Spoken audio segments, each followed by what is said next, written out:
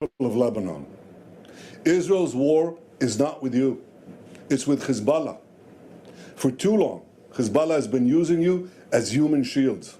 It placed rockets in your living rooms and missiles in your garage. Those rockets and missiles are aimed directly at our cities, directly at our citizens. To defend our people against Hezbollah strikes, we must take out those weapons. Now, starting this morning, the IDF has warned you to get out of harm's way. I urge you, take this warning seriously. Don't let Hezbollah endanger your lives and the lives of your loved ones. Don't let Hezbollah endanger Lebanon. Please, get out of harm's way now. Once our operation is finished, you can come back safely to your homes. I have a message for the people of Lebanon.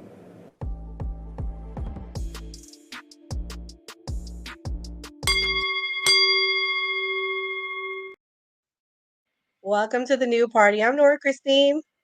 And I'm D. White. And today on the new party, we're going to be talking about, is Lebanon the next Gaza?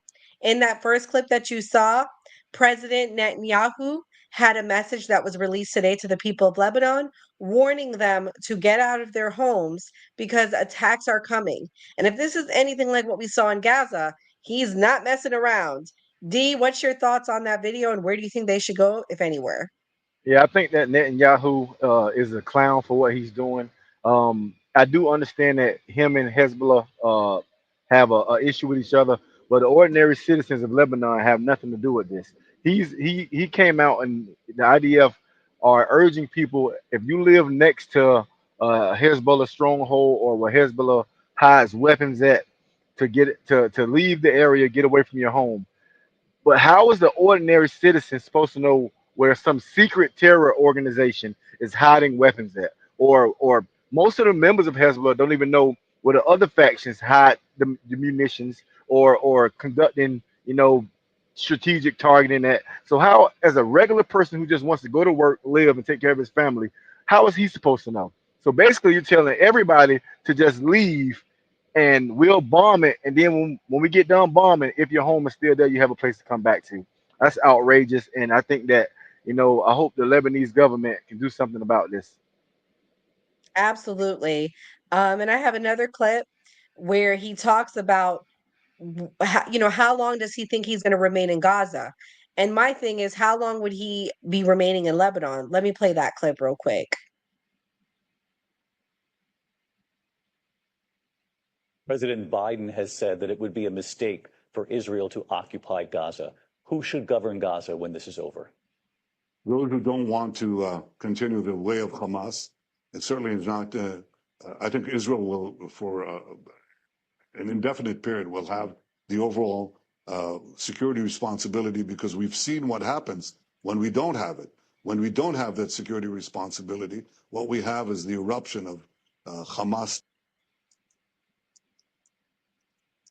So pretty much he's, justifying the fact that he's remained in Gaza. I mean, I feel like at this point there's no end in sight for this. I think that's my concern.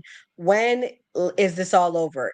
From what I've been reading online, first it's Lebanon and his next goal is Iran. And right now the mainstream media has been setting it up to say Iran is our enemy. They're saying that they're hacking Trump's campaign, and who knows what's going to happen next, to prove this point of Iran being our enemy. D, do you think Iran is our enemy, and do you think that that's his final target? Because that's where I think we're going with this. I think that by default, Iran is our enemy because Iran is Israel's enemy. And anybody who messes with Israel, of course, has to face the wrath of the United States of America, even when Israel is in the wrong, right? I like Netanyahu just came out and said that we will remain in control of Gaza indefinitely because he considered them animals, or they're not people, they're not smart enough to conduct themselves properly. So Big Daddy Israel has to step in and run the country for them. And I think that that's absurd. They're supposed to be a sovereign nation, but how can they be a sovereign nation when they don't even control who comes and goes or the laws in their own territory? This is disgraceful. Everybody always wants to talk about humanity and save the planet, save the people, but yet we watch this big nation put their thumb over all these little guys' necks, and I just it's not right. Well, yeah, and I just looked up the size of Lebanon. Their military is 84,000 active personnel. They have about 80,000 ground troops, 2,500 Air Force, and 1,700 naval. I mean, that's tiny. I mean, I know our own like companies that are bigger than that. And compared to Israel's 169,000 active military and a further 465,000 reserves. So, I mean, I guess I agree with what you're saying. It's no comparison. It's really no fight, no way for them to defend themselves. Yeah, and that's just the manpower. That doesn't talk about the technology gap there. Because Israel has the best of the best weapons. Sponsored by us. We ship them whatever they need, and the Lebanese army, the stuff that they have, you can't compare it at all. Well, I think they might have a fight with Iran, though. I just looked up Iran's military size, and they have 610,000 active duty and 350,000 reserves. Yeah, yeah. That's why a lot of people believe that Iran's sponsoring a lot of this. I'm not gonna say if they are or they aren't. I'm not over there. I mean, it sounds feasible to me. But they that's why they haven't attacked Iran directly yet, because they don't want them to. They don't want to be entrenched from all sides. They already got a campaign going on in Gaza. Now they have this campaign going on in Lebanon, and the last thing that they need is Israel to come. I mean, is Iran to come knock on their front door. So I think that they'll probably try to get these two underway first before striking further into the heart of Iran, if they do so. Yes. And over the weekend, there were some bombs that were coming in from northern Israel from Hezbollah. I have a clip of that.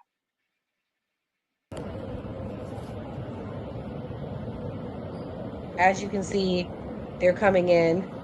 The Iron Dome, it's doing its job. That's that technology that Dee was talking about because they're stopping them successfully. It's I amazing that the Iron Dome is working now, but it wasn't working on October 7th. correct. They needed a reason to flatten Gaza, and unfortunately, I believe that them sacrificing some citizens was just a small part of that plan. This is more bombs coming in. This is a different area than what we saw earlier. Just wanted everyone to see what it looks like as they're being stopped in the air. It's amazing the technology that they have. Israel has some of the best defense systems in the world, hands down. I mean, that the fact that they have to defend themselves and protect themselves, I commend them for this technology. But unfortunately, the question is, are they using it for good? This is their retaliation of them bombing Lebanon over the weekend. And I have to warn you, it's pretty strong what we're about to Yeah, see. I'll mute it because we don't need to hear the sounds. But this is the fire.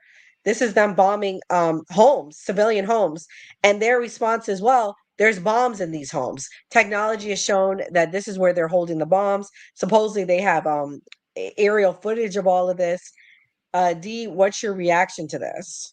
yeah. I think that I mean, I don't want people to think that I don't think that Israel has the right to defend themselves, because I do. I totally think that any sovereign nation should have the right to defend themselves, but I mean, within limits and reason. The force that they take against these people are, first off, they're not just attacking Hezbollah; they're attacking the civilians. They're blowing up homes and schools and all kind of stuff that has nothing to do with it, because they supposedly have intel. But they they've blown up over three. There's been over 300 bombings already in this short amount of time. Just like the pager incident that happened when 3,000 people plus were injured. Some of those people were innocent civilians and children. So I mean, Exactly. yeah, we have to protect innocent lives. I know that war is a very nasty, bloody thing, but we got to do what we got to do to minimize, innocent people being hurt. Absolutely. And another interesting thing that happened over the weekend, um, Israel, the IDF forces invaded Al Jazeera in the West Bank. The West Bank is part of Palestine. And they shut down Al Jazeera. Now, if many of you don't know, Al Jazeera is the number one Arabic news station in the world. They are across many countries in the world, And the fact that they closed them down is amazing. IDF forces, they came in there forcefully. They weren't peaceful. This is a clip of someone live on air getting struck by Israel bombing. This is a journalist in Lebanon. I'll play the clip and then we'll explain more what's going on with Al Jazeera. والله He's, انا هلا والله كنت على سكايب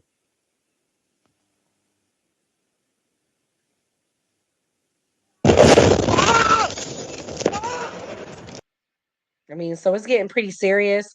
Um, I don't like censorship of media. I don't like censorship in general. And for me, it's feeling like the reason why they closed was a form of censorship. D, what's your thoughts on that? Yeah, you nailed it on the head, Nora. Nora, that's 100% what it is. It's censorship at its finest. They don't want the brutalities and the misdoings to be, worldwide. They want to keep it censored. They don't want people to know what's going on. And I mean, what other reason do you have to go shut down a news station? They're not helping in any way with not Hezbollah, but Hamas. They're not helping in any way. So what purpose did you have to go shut them down besides the atrocities that you're committing? You don't want the world to see. You don't want it to be caught on camera. Yeah. Viewers watched as the troops handed the closure order to Al Jazeera's West Bank bureau chief, Wahid Al Homari, who read it live on the air. The soldiers confiscated the last microphone and camera off the street outside and forced Mr. Al Homari out of the office. Posting about the raid on social media, Mr. Al Safin said the troops also pulled down a poster of Shireen Abu Aqa, an Al Jazeera reporter who was killed while covering a raid by Israeli forces in the West Bank. Oh, this is what's going on. Huh. The network and witnesses at the same time said the Palestinian American reporter was shot by Israeli forces. Israel initially argued she had been shot by a Palestinian. Okay. So now we get to the crux of it. This is a cover up for what they did to this person. And again, and I'm telling you, I don't agree with some of what these right wing people here. We talk about this on our channel. I don't agree with a lot of things that they say, but censorship is at its finest. It's even here in America. It's starting with YouTube. It's starting with X, where people are getting demonetized. I mean, the latest demonetization that happened over the weekend, D, I don't know if you heard this, but our friend Myron Gaines was demonetized this time by X for a post that he did questioning whether Mark Cuban should be allowed to buy X, and he, basically said that he thinks it's due to Israel and certain powers forcing him to do that and censorship. And the moment he tweeted that, he got demonetized. No, I didn't see that. I did not. So yeah, I don't agree with a lot of these things that these red pill guys say, but who am I to say, like, unless they're telling people to go out and cause violence and harm, I think they should be allowed to their opinions. This country was founded on free speech, but free speech is no more, I see. Yeah, and you got to remember, man, free speech was written for the people who say things that you don't like, and everybody should have the ability to say anything that they want as long as it does not bring pain and suffering to anyone else. You can tell me you don't like me. You can tell me I'm ugly. Whatever you want to say, it should be your right to say it. And I think that a lot of people have forgotten that in this country. I mean, the simple fact that we've passed bills that ban federal employees from criticizing a certain nation, that's all the red flags should go off right there. That what else do Right. you need, man? That's crazy. It is crazy. And the last part of this story that happened over the weekend and just came out today, breaking news. The U.S. is sending troops to the Middle East in response to the surge in violence between Israel and Hezbollah as the region tethers on an all-out war. The Pentagon announced on Monday that additional service members would be deployed to join the 40,000 already stationed in the region. Israeli forces have ramped up their airstrikes deep inside Lebanon, and the State Department has warned all Americans to leave as the risk of conflict spirals to levels not seen in 8 years. Devastating airstrikes by the Israeli military on Monday killed at least 100 people and injured another 400 in Lebanon as IDF warplanes pummeled targets across the country.